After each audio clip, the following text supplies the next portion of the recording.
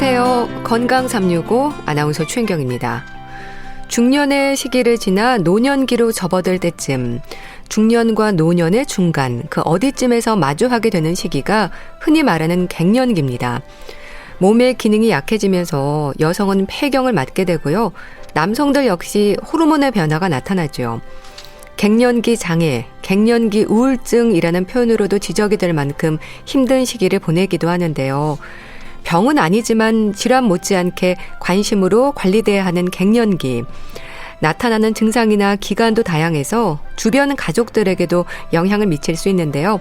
어떻게 이해하고 배려돼야 할지 알아보겠습니다. 1월 22일 토요일의 건강 365 써니힐의 두근두근 듣고 시작하겠습니다. 나이 들어가는 건 누구도 피해갈 수 없는 자연스러운 일이고요. 여성들에게 폐경도 그렇습니다. 당연한 생리적 과정이죠. 그리고 그런 호르몬의 변화는 여성뿐 아니라 남성들에게도 다양한 증상으로 나타납니다. 갱년기로 불리는 노년으로 접어드는 시기, 갱년기 건강을 어떻게 관리해야 하는 걸까요? 경희대학교 한방병원 황덕상 교수와 함께합니다. 교수님 안녕하세요. 네, 안녕하세요. 교수님, 이 갱년기를 지나는 시기가 기간이 딱 정해져 있는 건 아닌가 봅니다. 힘들어하는 분들은 고생을 아주 많이 하시더라고요. 네, 사실 이제 갱년기라고 하는 게 여성 같으면은 이제 폐경이라고 하는 나이가 딱 있죠. 그래서 우리나라 평균 통계로 49세에서 50세 요때 이제 폐경이 되는 거고 그 전후로 해서 이제 갱년기가 나타난다고 하는데요. 최근에 보면 이제 40대 초반이나 중반에서부터 갱년기 증상이 나타나서 오시는 분들이 있고요.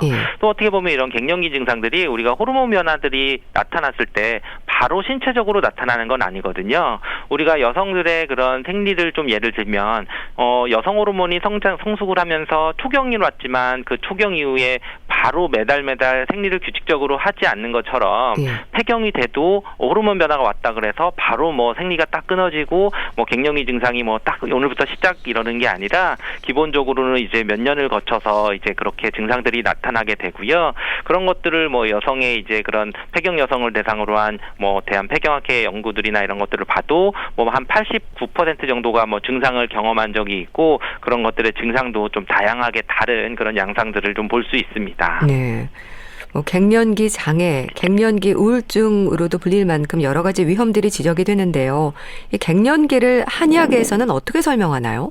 네, 한의학에서도 이제 갱년기 증상들을 이제 인식을 했는데요. 사실은 이게 한 2000년 전에 나타나는 이제 그런 황제내경이라고 하는 그런 우리 한의학의 어떤 바이블 같은 원전과 같은 그런 내용에서 여성의 그런 생리 변화들을 서술한 그런 기술이 나오는데 이럴 때 이제 7살 여성은 이제 7살 주기로 변화된다고 하는데 49세가 되면 어떤 인맥이나 태축맥이 약해져서 이제 월경이 이제 좀 끊어지고 그리고 여성의 몸이 저하돼서 이제 자식을 낳을 수 없게 된다라고 해서 벌써 이제 우리가 그 나이에 따라서 또는 세대에 따라서 갱년기 폐경 시기가 좀 바뀐 게 아니라 벌써 이제 2000여 년 전에 쓰여졌던 한의학 서적에도 49가 되면은 이런 인맥과 태축맥이 약해진 바로 이제 호르몬 변화나 이런 거에 따라서 그런 갱년기 증상들이 좀 나타난다고 인식을 했었는데요. 결국 이런 것들은 폐경이라고 하고 갱년기라는 것들이 우리 몸에서는 한의학에서 얘기할 때 물과 불의 균형들, 우리 몸에서의 물과 불이 다 건강하게 있어야 되는데 물이 쫄아붙는 물에 해당하는 기운들이 부족해져서 상대적으로 좀 열이 많이 오르기 때문에 안면 홍조나 이런 것들 위로는 좀 열이 나고 좀 답답하고 이런 것들이 좀 나타나고 그리고 좀 거꾸로 손발이나 이런 것은 물이 좀 부족해져서 수족냉증이나 이런 차지는 이런 것들이 좀 나타나고 그 외에 여러 가지 그런 건강적인 문제들이 생긴다고 봤던 부분들은 현대의학이랑 거의 비슷한 양상을 볼 수 있습니다. 네. 근데 사실 여성들에게는 폐경이라는 신호가 있지 않습니까? 남성들은 어떨까요? 남성들에게도 갱년기는 있지 않나요? 그렇죠. 남성들도 여성같이 이렇게 딱 생리가 드러나거나 어떻게 딱 폐경 이런 것은 없지만 한 40에서 50세부터는 남성 호르몬이 서서히 감소를 하거든요. 결국 우리가 갱년기 또는 폐경 이런 시기들의 가장 큰 그런 증상들 변화는 호르몬 변화 때문에 오는 것은 또 맞는 거거든요. 그래서 이제 남성 같은 경우에도 이제 70대가 되면은 30대 절반 수준으로 그런 남성 호르몬이 좀 줄어드는데, 그런데 이런 남성 호르몬이 있을 때에는 당연히 이제 근육이나 뼈의 밀도도 줄고 근력이나 또는 이제 지구력이 좀 떨어져서 오히려 남성들도 골다공증이나 이런 것이 좀 생길 수 있고요. 그리고 또 아무래도 이런 근력이나 지구력이나 이런 것이 줄기 때문에 또는 체지방은 당연히 늘고 또 복부 비만이 또 올 수도 있고 또는 어떤 체형도 살짝 이제 뭐 남성과 여성이 구별이 안 되는 그런 쪽으로 올 수 있을 뿐만 아니라 이런 것들이 이제 정신 심리적으로 좀 나타나서 뭐 불안해지거나 초조해지거나 뭐 우울증이 좀 올 수도 있고, 그리고 이제 어떤 젊을 때와는 좀 다르게 결단력이나 추진력이 좀 떨어지고 집중력이나 기억력도 좀 떨어져서 업무 능력이 떨어질 뿐만 아니라 어떻게 보면 이제 뭐 성적인 그런 욕구나 뭐 여러 가지 불안함, 성기능 이런 것들이 떨어지면서 자신감, 결여가 오는 것들이 어떻게 보면 이제 남성 갱년기의 증상들로 나타나는 것을 볼 수 있습니다. 네. 이 갱년기가 신경이 쓰이는 건 이제 삶의 질과도 연관되는 부분이지 않을까 싶은데요. 그럼 갱년기가 주는 몸과 마음의 변화랄까요? 어떤 게 있을까요? 그렇죠. 우리가 사실 갱년기가 오면 몸의 변화뿐만 아니라 마음의 변화가 이제 동시에 오게 되는 그런 것들이 나타나는데요. 몸에서는 어떻게 보면 이런 여러 가지 증상들을 저는 표현을 할 때 몸에서는 회복력이 떨어지는 거고요. 회복력. 그리고 마음에서는 상실감이 커지는 거라고 좀 요약할 수 있는데요. 어떻게 보면 이런 갱년기 나이대가 되면 우리 몸에 무리는 할 수 있거든요. 만약에 뭐 운동을 하거나 뭐 어떤 과로를 할 수는 있지만 젊었을 때 같으면은 운동하고 나서 축구 한 판 뛰고 나서 또 한 판 이어서 또 뛸 수 있었다면 지금은 어떻게 보면 갱년기 시기가 되면 축구를 한 경기 뛰었더니 정말 뭐 한 며칠을 쉬어야 되는 그런 회복이 좀 안 되고, 또 이제 그런 운동할 때 회복이 느려질 뿐만 아니라 뭘 음식을 먹거나 살을 좀 찌운 것 같아도 금방금방 운동을 하거나 좀만 다이어트를 해도 금방 살이 빠지는 그런 회복, 뭔가 정상으로 돌아오는 능력이 훨씬 줄어드는 거고요.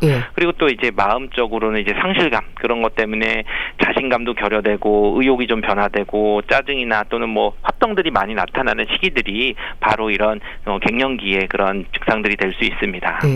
그럼 나타나는 증상에 있어서 여성과 남성의 차이가 큰가요? 아무래도 이제 남성 호르몬의 역할, 뭐 여성 호르몬의 역할 하면은 기본적으로 차이가 있을 수 있기 때문에 어떻게 보면 이제 남성들은 이 양적인 것들이 많았던 그런 젊은 나이 남성 호르몬에서 오히려 그게 줄어들었기 때문에 소극적으로 위축이 되고 뭔가 근력도 줄어들고 하는 것들로 나타날 수 있고요. 또 이제 여성들은 오히려 또 음적인 여성들이 음이 좀 부족해지니까 상대적으로 열이 나서 안면 홍조가 나타나든지 열이 난다든지 또는 이제 비만도 여성형 비만들은 오히려 이제 뭐 허벅지가 좀 살이 찌거나 좀 이런 식으로 또 여성의 체형이 유지가 되는데, 오히려 이제 갱년기 이후에 그런 비만들은 남성형 비만, 그래서 복부 비만들이 좀 생기는 거라든지 이런 좀 증상들이 좀 나타나는데요. 결국 이런 것들은 이제 기본적으로 양이 줄었냐 음이 줄었냐 이런 것뿐만 아니라 기본적으로 심리적인 문제들도 오고 정신적인 문제들도 오는 것들이 노화의 과정 중에서 또는 허증 또는 기혈이 부족해지는 균형이 깨진 거기 때문에 어떻게 보면 이럴 때는 여러 가지 그런 나타나는 증상들이 좀 차이가 있을 수 있고, 그렇지만 장기적으로 볼 때는 뭐 골다공증이 좀 생긴다든지 뭐 치매나 또는 고혈압, 당뇨처럼 만성 질환들이 위험성이 높아지는 것으로는 또 공통적으로 나타나는 갱년기 이후에 그런 문제들이 될 수 있습니다. 그런데도 교수님, 증상을 보이는 차이가 좀 사람마다 큰 것 같습니다. 갱년기를 모르고 지나는 분도 있고요. 아주 심하게 오랫동안 고생하는 분들도 있으시더라고요. 그렇죠. 연구에 따르면 뭐 갱년기 증상이 이제 한 반 정도 나타나고 그 중에 뭐 또 반, 그러니까 한 25% 정도는 좀 이제 적극적으로 좀 치료를 요하는 그런 경우도 있다고 보는데요. 결국은 우리가 그 처음에 갱년기라고 하는 것이 생리적으로 오는 변화거든요. 당연히 나이가 들면서 노화가 진행이 되면서 호르몬이 줄어드는 것은 당연하기 때문에 그 호르몬이 줄어든 거에 맞춰서 건강하게 살 수 있는 분들도 분명히 많은 부분 차지할 수 있죠. 그렇지만 그렇지만 그런 호르몬이 줄어든 거에 적응하지 못하고 내가 평소에 문제가 있었던 부분이 좀 나타나게 되는 분들이 더 갱년기 증상들을 좀 심하게 좀 나타나게 되는데요. 결국은 이제 평소에 우리 몸 건강 관리를 잘 못하거나 또는 항상 뭔가 밸런스가 깨져 있거든 밤낮이 바뀌었다든지 또는 근력이 많이 빠져 있다든지 어떤 대사 질환에 대한 위험성들을 항상 많이 가지고 계신 분들이 이 시기가 되면 훨씬 더 많이 그런 갱년기 증상들을 좀 나타나게 됩니다. 그럼 갱년기로 고생하는 분들이 가장 힘들어하는 부분이 뭘까요? 아무래도 이제 여성 갱년기 중에서는 가장 이제 뭐 통계적으로 많이 호소하시고 방문하신 이유가 열성 홍조, 그러니까 안면 홍조죠. 위로 이제 화끈거리고 얼굴이 뭐 붉어졌어요. 또는 뭔가 이렇게 뭐 조금만 더워도 얼굴이 빨개져요. 뭐 자다가 위로 이제 얼굴이 붉어지고 답답해서 이제 뭐 겨울인데도 창문을 열어놓고 자야 돼요. 뭐 이러시는 분들이 좀 많이 있고요. 그렇지만 이제 우리나라 여성들 갱년기 증후군의 또 특징적으로 많은 것이 이제 근육통이나 관절통이 또 이제 많이 호소하시는 분들도 있고 또는 뭐 최근에는 이제 어떻게 보면 이제 그 비만 뭐 갑자기 이제 살이 찌고 체중이 늘면서 특히 이제 어떤 신체적으로 복부 비만이 돼서 여성 같은 경우 이제 남성형 비만들이 좀 많이 나타나실 때 오게 되고 뭐 그뿐만 아니라 뭐 이제 불면증이라든지 또는 뭐 건만증이라든지 또는 뭐 치매가 걱정이 돼요. 뭐 이런 정신적인 부분들의 문제라든지 또는 이제 요로증이나 어떻게 성교통이나 이런 약간 비뇨 생식기적인 부분에 있어서의 불편감, 예전에는 못 느꼈던 그런 불편감들이 좀 나타나는데요. 이러한 것들은 당연히 뭐 이제 사회적으로 뭐 또는 인장적으로 좀 변화되면서 다른 거에 따라서 좀 변화돼서 나타났습니다. 그래서 아주 예전에는 여성 갱년기 증후군 그러면 화병이 제일 많이 나타났었거든요. 그렇지만 이제 그런 거에 비해서는 어떻게 보면 이제 외모나 뭐 어떤 불면증이나 이런 부분들까지도 많이 좀 호소를 하시고요. 또 이제 남성 갱년기 같은 경우는 주로 이제 뭐 피로감을 갑자기 많이 느끼거나 또는 이제 뭐 기억력이 떨어지고 오히려 이제 육체적으로 근력도 떨어지면서 이제 체력이 많이 떨어지면서 오히려 이제 성기능이 좀 저하가 되는 그런 것들을 좀 힘들어 하시는 분들이 많이 오시게 됩니다. 네. 교수님, 갱년기 증후군이라고 하잖아요. 그러니까 갱년기 자체가 병은 아니지 않나 싶은데요. 그럼에도 불구하고 갱년기의 시기를 잘 지나야 하는 이유랄까요?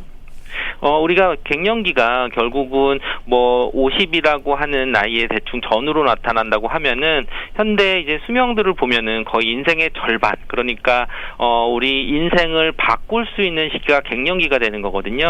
그러면 이 갱년기의 시기를 잘 지나가고 적응을 잘 해야 인생 후반기에 있어서의 간 건강을 잘 유지를 할 수가 있는 거거든요. 보통 이런 갱년기 증후군은 뭐 일시적으로 몇 년을 고생하거나 이렇게 나타날 수 있지만 사실 이 시기에 위험성이 높아지는 게 심혈관계 질환이라든지 또는 뭐 고지혈증이라든지 또는 이제 당뇨와 같은 이제 내분비 질환 또는 뭐 골다공증 이런 부분들의 질환들이 좀 많이 나타날 수가 있거든요. 그래서 이런 시기에 오히려 이런 그 질환들에 대해서 무관심하고 방치한다면은 오히려 인생 후반기에 굉장히 이런 치명적인 질환들을 치료를 하면서 굉장히 삶의 질이 많이 떨어지는 그런 것들을 나타나고 오히려 이렇게 뭔가 바뀔 때 몸조리를 잘하고 건강관리를 잘하면은 오히려 인생 후반기도 굉장히 이제 건강하게 살아갈 수 있는데요. 결국 우리가 뭐 보통 1년을 보면 환절기라고 해서 봄과 가을이 환절기지만 이때 뭐 알레르기 질환들도 많이 생기고 오히려 뭐 감기나 비염이나 이런 것들이 좀 문제가 되지만 요 시기만 잘 치료하면은 또 한여름 잘 지내고 또는 한겨울을 또 잘 지내는 그런 시기들을 볼 수 있거든요. 결국 이제 갱년기 증후군이라고 하는 것은 그 자체의 어떤 갱년기 증후군의 특징적인 거 불편함도 중요하지만 그 시기를 잘 관리하고 좀 조심하고 내 생활도 좀 개선을 하면서 건강을 유지하는 노력들을 좀 이제 해야 될 시기고 그랬을 때 오히려 여러 가지 그런 문제가 되는 질환들을 예방하고 그 질환들로부터 안전하게 건강하게 지낼 수 있는 그런 시기가 되기 때문에 중요하다고 볼 수 있습니다. 네. 또 이 시기에 몸의 균형이 깨지기 쉽다 이런 얘기도 하는데요. 이거는 다른 질환의 위험을 높이는 요인일 수 있다는 얘기겠죠? 그렇죠. 아무래도 뭐 몸의 균형, 갱년기라고 하면 호르몬이 줄어드는데 결국 이제 뭐 여성 호르몬이 줄어들고 또는 남성 호르몬이 줄어들고 이런 것 자체가 우리 몸에 있는 그런 밸런스가 깨지는 거거든요. 뭐 한의학에서는 뭐 음양의 조화가 깨지면은 그때부터 변화가 나온다고 얘기를 하거든요. 결국은 갑자기 우리 몸에서 균형이 깨지면은 어떤 이상한 질병도 생기고 뭐 여러 가지 대사질환, 혈압도 사실은 뭐 수축기 혈압, 이완기 혈압 높은 게 있고 낮은 게 있지만 이 균형이 깨지면은 고혈압이라는 그런 혈압 문제가 생기는 거고 당뇨도 혈당이 높은 것도 필요하고 또는 혈당이 떨어지는 것도 필요한데 이 균형이 조절이 안 되면은 우리가 뭐 인슐린 저항성 또는 뭐 내당능 장애라고 할 정도로 당뇨 조절이 안 되니까 오히려 이제 병이 생기는 거거든요. 결국 또 골다공증도 우리가 뼈를 파쇄시키는 파골세포도 있고 조골세포라서 뼈를 만드는 것들이 있는데 이게 항상 음양이 두 개가 같이 균형 있게 됐을 때 건강한데 그런 것이 균형이 깨졌을 때 어떤 특정 질환들이 많이 생기는 것처럼 바로 이 시기, 갱년기 시기에는 이런 균형들이 깨질 수 있는 그런 좀 취약한 시기라고 보고 오히려 좀 여러 가지 건강들을 좀 주의를 해야 됩니다. 그래서 뭐 남성 호르몬 같은 경우도 오히려 이제 뭐 콜레스테롤 소비와 관련되기 때문에 남성 호르몬이 좀 뭔가 부족해지면 뭐 비만이나 당뇨 이런 여러 가지 문제들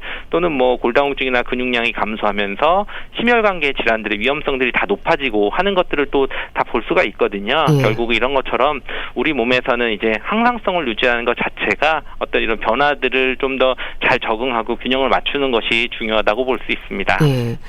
그렇다면 교수님, 갱년기 증후군으로 진단이 되는 항목들이 있겠죠? 그렇죠. 갱년기 증후군은 사실 뭐 어떤 지금 설명드린 여러 가지 증상들이 나타나고 해서 그 갱년기라고 뭐 딱 진단하는 건 아니고 분명히 이제 뭐 갱년기, 여성 갱년기 증후군 또 폐경이라고 하는 거는 호르몬 검사를 하죠. 또는 이제 남성 갱년기도 이제 호르몬 검사를 해서 혈액 검사를 통해서 호르몬 수치를 진단을 하게 되는데요. 결국은 이제 어떤 증상적인 것뿐만 아니라 의학적으로 진단할 때에는 여성 호르몬 또는 에스트로겐 수치라든지 또는 이제 FSH라고 해서 그 난포 자극 호르몬 수치를 봐서 어떤 특정 FSH가 이제 특정 그 뭐 검사 기계에 따라 좀 다르지만 뭐 45 이상이냐 어떤 특정 수치 이상이 되면은 이제 폐경이라고 진단합니다. 그리고 또 이제 남성 호르몬 같은 경우들은 기본적으로 혈액 검사를 통해서 어떻게 보면 그 혈액 검사가 뭐 3점 혈중에서 3.5 나노그램 per 밀리리터 이하일 때 테스토스테론이 떨어져 있을 때 뭐 남성 호르몬 진단이라고 또 보게 되는데요. 물론 이제 그런 증상적인 부분에서는 뭐 이런 수치는 검사실적으로 보는 거고 여러 가지 증상들이 나타났을 때 갱년기 증후군이 좀 나타날 수 있다 이렇게 볼 수 있습니다. 그럼 남성들의 경우도 일단은 호르몬 검사를 하는 건가요? 그렇죠. 기본적으로는 남성 갱년기라고 하는 그런 기준들이 보면은 이제 남성 호르몬이 좀 줄어들면서 기본적으로 뭐 성욕이 좀 감소되거나 뭐 발기부전이거나 또는 뭐 지적 활동이나 인지 기능 또는 뭐 공강 지각력 감소 또는 우울 피로 성급함을 수반하는 뭐 기분 장애 또는 뭐 근육량 근력이나 이런 것들이 감소를 하고 뭐 골밀도 감소와 관련돼 있는 이런 증상들이 좀 나타날 때 뭐 남성 갱년기라고 좀 볼 수 있는데요. 이럴 때 이제 조금 주의하셔야 되는 것은 그 미국 내과학회나 이런 기준을 보면은 이러한 뭐 그런 수치들이 항상 그럼 남성 호르몬이 줄어드니까 남성 호르몬 보충을 무조건 하는 것이 그것밖에 없느냐 이런 것들에 대한 건 좀 이견이 있을 수 있고 조심을 해야 되는데요. 왜냐하면 이제 뭐 특히 이제 이럴 때 난섬 전립선 암 같은 경우 의심될 경우에는 테스토스테론 보충요법이 절대 금기 사항이 되기 때문에 이럴 때는 이제 자가적으로 뭐 진단하기보다는 꼭 남성 호르몬 수치도 그리고 또 이렇게 검사를 하거나 시작할 때 막 일정하게 딱 정해지면은 그대로 있는 게 아니라 수시로 변하는 것들이기 때문에 증상들이나 이런 수치들을 임상 전문가의 진단을 받고 정확하게 좀 치료를 시작하는 것이 좋습니다. 그럼 치료는 어떻게 이루어지나요? 기본적으로 뭐 양방적으로 보면은 이제 호르몬 치료를 하는 것을 권하게 되지만 우리가 호르몬 치료를 좀 못하는 금기 사항에 해당하는 경우들이 많이 있습니다. 예를 들면 이제 남성 같은 경우는 뭐 전립선 암의 그런 위험성이 있거나 하면은 이제 그럴 수가 있고요. 또 이제 여성들과 같은 경우들은 오히려 이제 뭐 여성 호르몬과 관련되는 그런 암, 뭐 유방암이라든지 또는 뭐 원인을 알 수 없는 그런 출혈이 뭐 질출혈이 계속 있다든지 또는 여러 가지 뭐 간 수치가 높다든지 그런 이제 여성 호르몬과 관련되는 그런 위험성들이 있을 때는 당연히 이제 호르몬요법을 할 수가 없거든요. 그래서 이제 한의학에서는 어떻게 보면 이제 한약이나 침뜸이나 또는 약침이나 이런 방법을 쓰게 되는데 이럴 때는 비교적 이제 호르몬 영향이 좀 적은 그런 치료를 통해서 어떤 갱년기 자체의 호르몬을 높이는 것보다는 갱년기 증상들이 나타나는 증상 자체를 좀 완화시켜주고 여기를 좀 잘 넘어갈 수 있게 하는 그런 치료들을 할 수 있습니다. 그러니까 침으로도 증상을 완화시킬 수 있네요. 그렇죠. 가장 이제 여성 갱년기 증상 중에서 안면홍조인 경우에는 이제 침 치료가 임상 연구나 이런 걸 통해서 좀 효과적이고 안전한 치료 방법이라고 하는 여러 연구 결과가 보고돼 있고요. 물론 이제 침을 한 번 맞는다고 해서 바로 이제 안면홍조가 이제 개선이 되는 게 아니라 뭐 이제 한 4주 정도 돼서 이제 여러 번 뭐 한 10번 정도 이상 좀 침 치료를 하다 보면은 오히려 그 안면홍조 증상들이 좀 반 정도 이하로 좀 떨어지는 것들을 좀 확인했던 그런 연구들도 많이 있고요. 그리고 또 이제 여성 갱년기 증상 중에 뭐 관절통이냐 근육통이 또 우리나라에서는 좀 많이 나타나기 때문에 이럴 때 이제 뭐 전침 치료를 병행한다든지 또는 뭐 우리가 요즘엔 약침이라 그래서 뭐 자하거나 또는 황현의 독탕 약침이라고 하는 부분들을 치료를 하면은 이제 안면 홍조를 개선하는 그런 효과들을 또 볼 수 있기 때문에 단순하게 이제 그냥 채침이라 그래서 옛날처럼 이제 침을 놓는 것뿐만 아니라 뭐 전침이나 뭐 약침 이런 것들을 또 다양한 방법을 통해서 그런 갱년기 증상을 좀 완화하는 것을 치료를 하고 있습니다. 또 갱년기를 지나는 중년의 부부들의 고민 중에 하나로 부부관계에 대한 상담도 많다고 들었습니다. 이 부분은 어떨까요?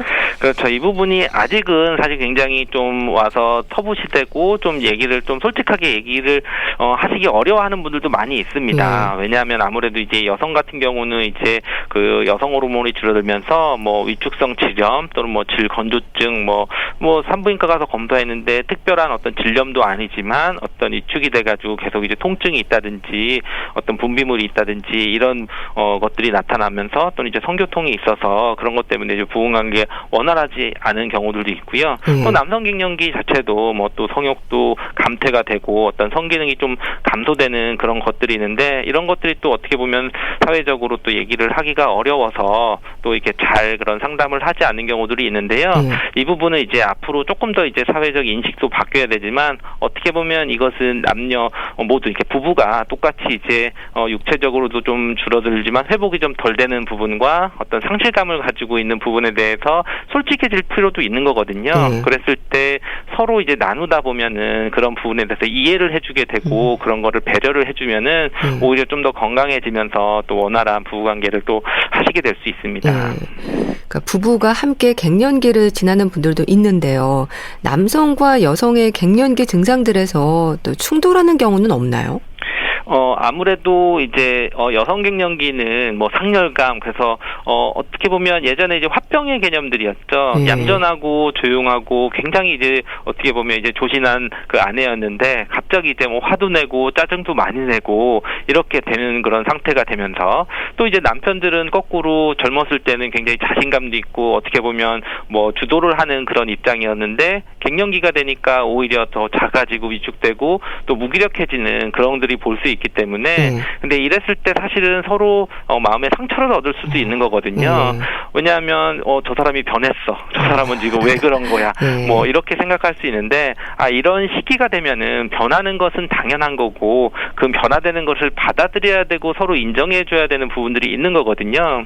어떻게 보면 남녀 공이 올 수 있는 그런 상실감에 대한 가장 치료라고 하는 것은 인정해 주는 거거든요. 그동안 이제 살아오면서 힘들었던 부분들을 인정해 주는 것이 오히려 우라병, 화병들에 대해서 치료가 될 수도 있는 거고 그리고 지금은 좀 부족하지만 예전에 노력했던 그런 부분들 또는 남편에게 있어서 뭔가 좀 약해진 것 같지만 예전에 노력했던 그런 그 노력들의 결과들이 어떻게 보면 지금에 있어서 좀 부족한 거를 더 채워줄 수 있는 거를 인정해 주고 좀 존중해 주는 것들이 오히려 부부에서 갱년기를 좀 잘 지내는 그런 부분일 수 있습니다.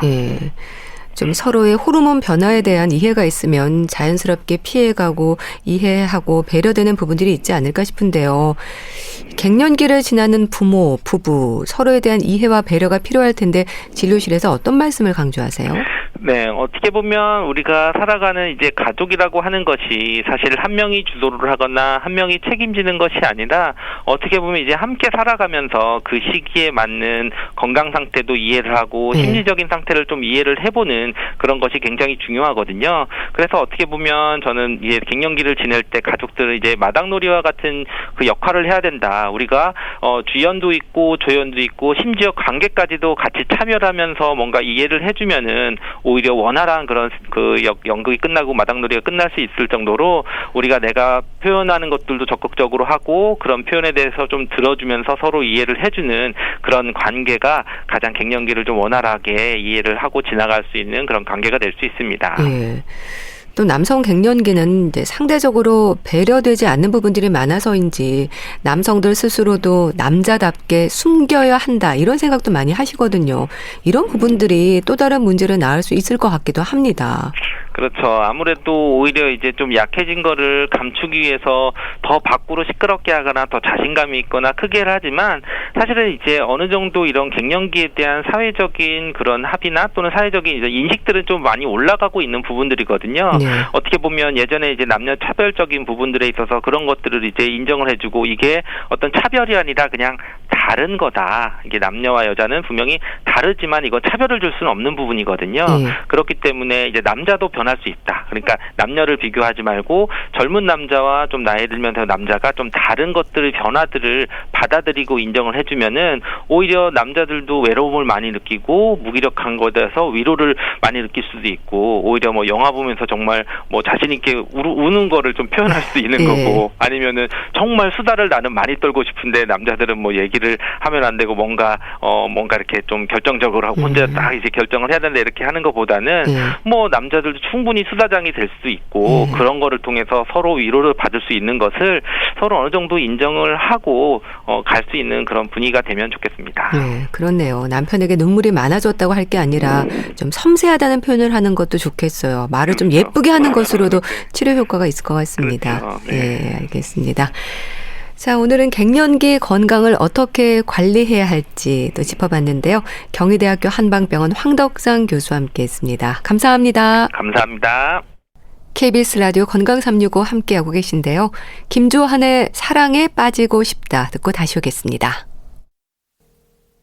KBS 라디오 건강365 함께하고 계십니다. 주말입니다. 건강한 삶을 위한 많은 조언들이 담긴 책 오늘도 소개합니다. 북컬럼니스트 홍순철 씨 자리하셨습니다. 안녕하세요. 네, 안녕하세요. 들고 계신 책을 보니까 무슨 내용인지 알겠네요. 머리가 깨질 것 같아서 두통에 대한 얘기인가요? 그렇습니다. 사실 세상에서 가장 흔한 질병 그러면 뭘 꼽을 수 있을까요? 두통. 그렇습니다. 네, 두통약도 정말 많고요. 네. 저도 청소년기에 항상 수시로 이 두통약을 그냥 들고 살았던 기억이 맞아요. 있어요. 근데 희한한 게 청소년기에는 그렇게 참 머리가 자주 아팠는데 나이가 들고 나서는 어느 정도 좀 해소가 되더라고요. 네. 두통 역시 시간이 지나면 해결이 되는 문제인가 아니면 스트레스에 따라서 상당히 민감하게 반응하는 질병인가라는 생각을 해봤는데요.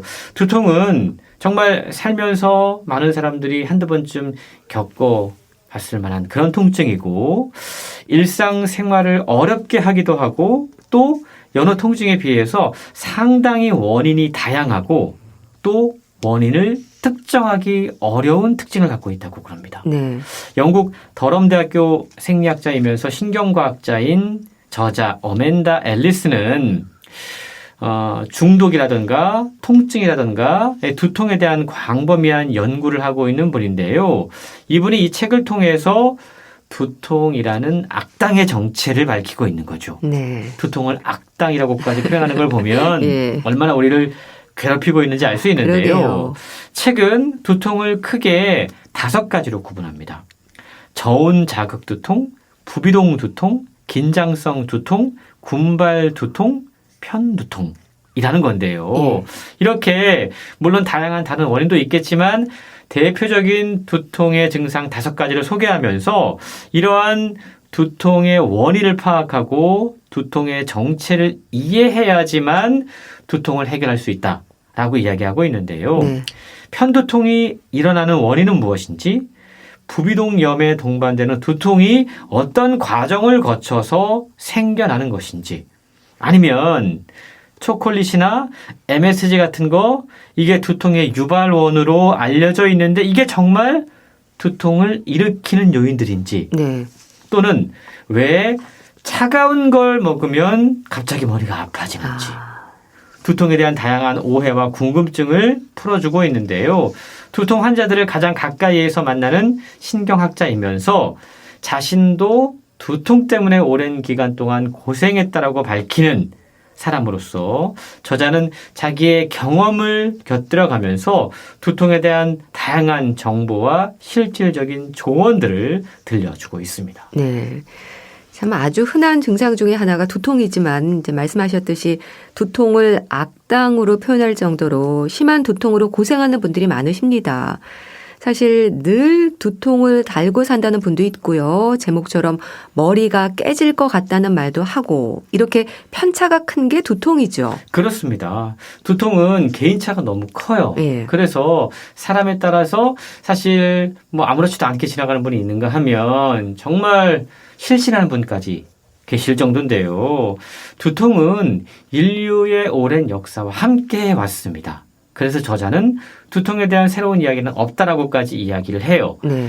아주 오래전부터 인간은 두통에 소나기 위해서 괴로워했습니다. 그리고 중세 페르시아 문헌을 보면 두통 치유법에 대한 치열한 논쟁이 벌어지기도 했어요. 그리고 찰스 다윈 같은 경우에는 두통 때문에 은둔자가 되기도 했는데 긍정적으로 볼 때 이 두통이 그에게 종의 기원을 지필할 수 있는 일종의 기회를 준 셈이다라고 볼 수 있는 거고요. 네. 독일에서 위대한 철학자가 많이 나오는 이유는 예. 그 지역이 저기압 지역이거든요.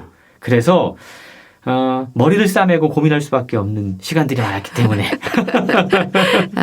그럴 수 있다라는 네. 건데요. 책은 이유 없는 통증은 분명히 없다라고 단언합니다. 그러니까 통증이라고 하는 건 무언가 잘못됐다라는 신호를 우리 몸이 보내고 있다라는 거죠. 그리고 그걸 통해서 우리 몸을 보호해주는 역할을 하는데요. 네. 두통 역시 마찬가지라고 그럽니다. 책은 두통과 관련된 다양한 질문들을 탐구하면서 그 답을 하나씩 풀어 나가고 있는데요. 혹시 아이스크림이나 시원한 팥빙수나 예. 이런 거 먹고 머리가 띵했던 자극을 경험해 본 적이 있으세요? 있죠. 있으시죠? 네. 이게 찬 걸 먹으면 머리가 아픈 사람들이 있다고 그래요. 이게 일반적인 증상입니다. 네. 이런 류의 두통이 바로 앞서 설명한 저온 자극 두통이라고 하는 거예요. 예. 책에는요, 이 저온 자극 두통 또는 아이스크림 두통이라고 이야기하는 이 두통에 대한 흥미로운 실험이 소개가 되고 있는데 12살 소녀 마야는 과학 전람회 과제를 위해서 아이스크림을 먹는 속도에 따라서 두통이 어떻게 발생하는지를 조사하는 실험을 진행했다고 그럽니다. 그 아이스크림 두통에 대한 실험 결과가 어떻게 나왔나요? 지원자가 모두 145명이었는데요.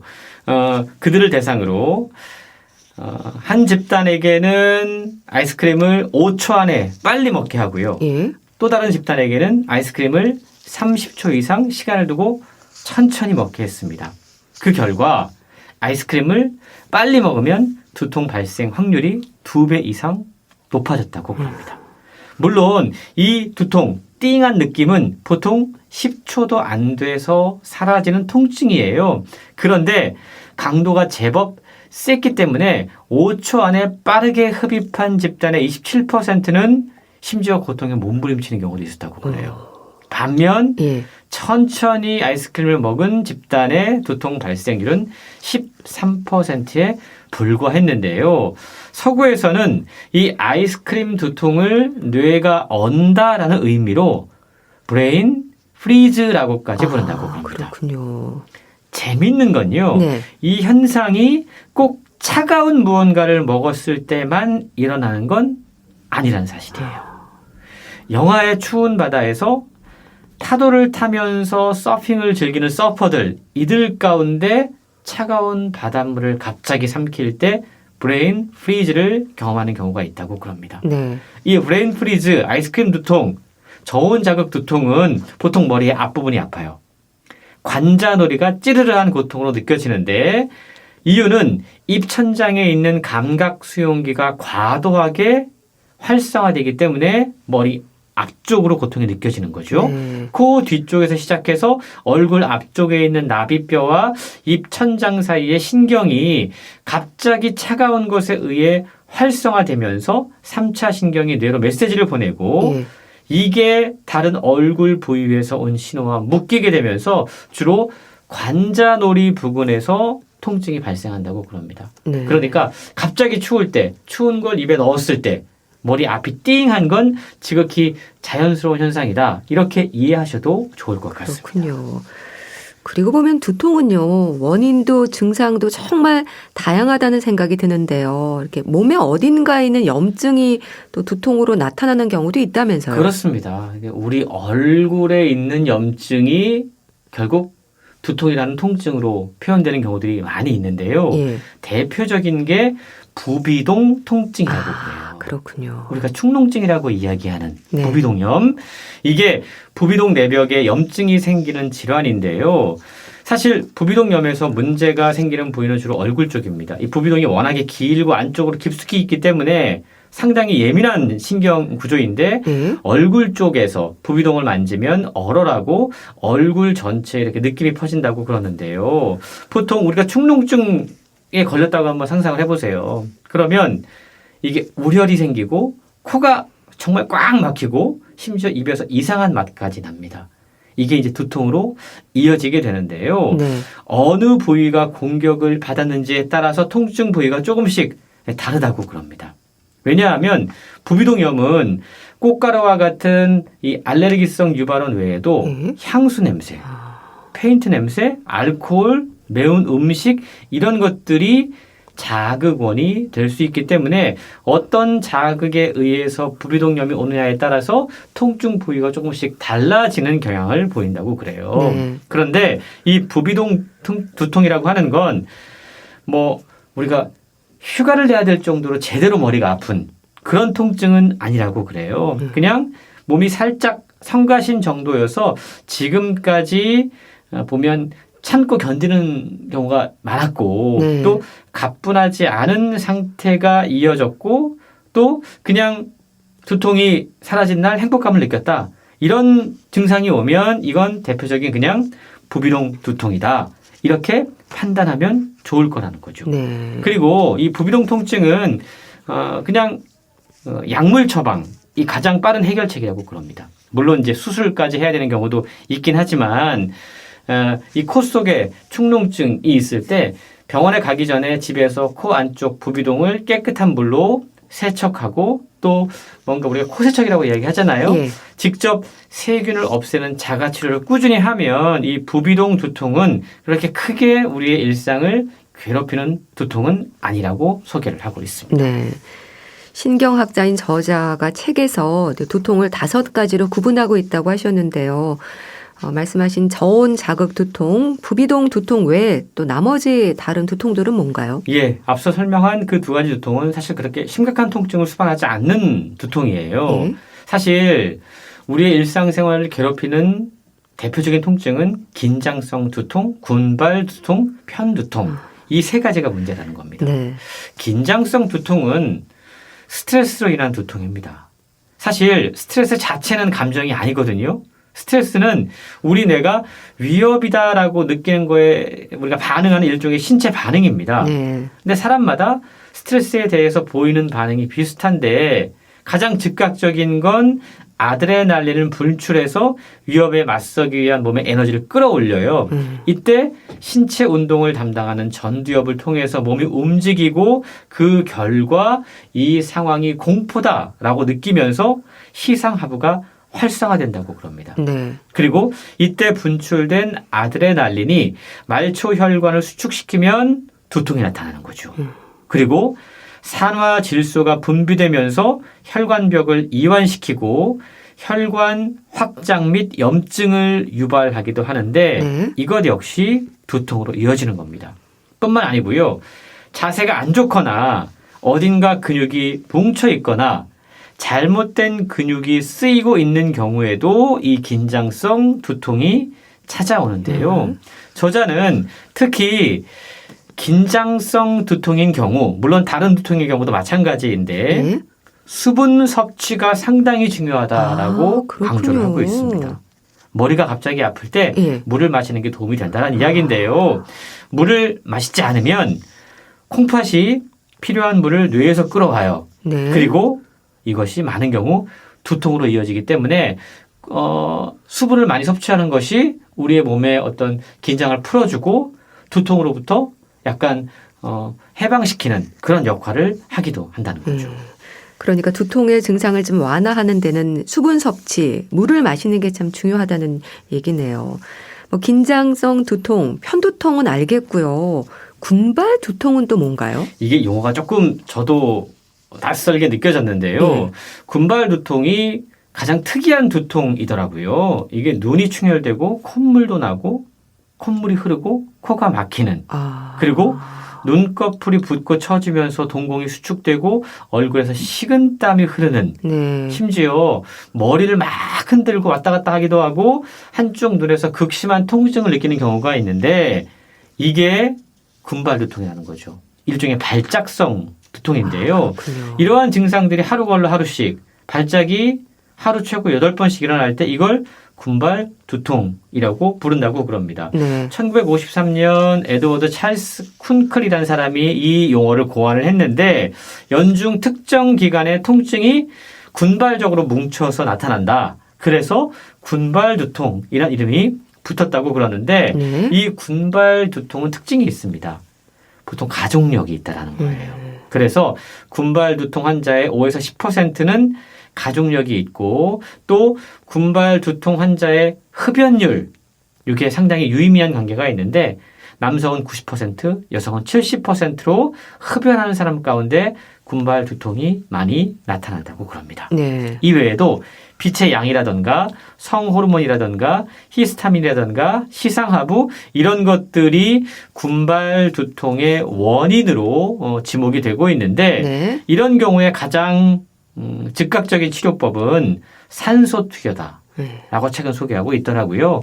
혈관을 수축시키고 염증 반응을 줄이는 일종의 자연 치료법도 있는데 네. 초콜릿을 먹거나 아니면 오르가즘을 느끼거나 카페인 섭취를 할 때 이러한 군발성, 발작성 두통이 감소되는 연구 결과가 있다고 그럽니다. 그렇군요. 그리고 또 저는 사실 편두통이 가장 힘들지 않을까 싶기도 한데요. 이 책에서는 편두통에 대해서는 어떻게 설명하고 있나요? 예, 이 두통이 악당이라면 편두통은 암흑의 교양곡이다.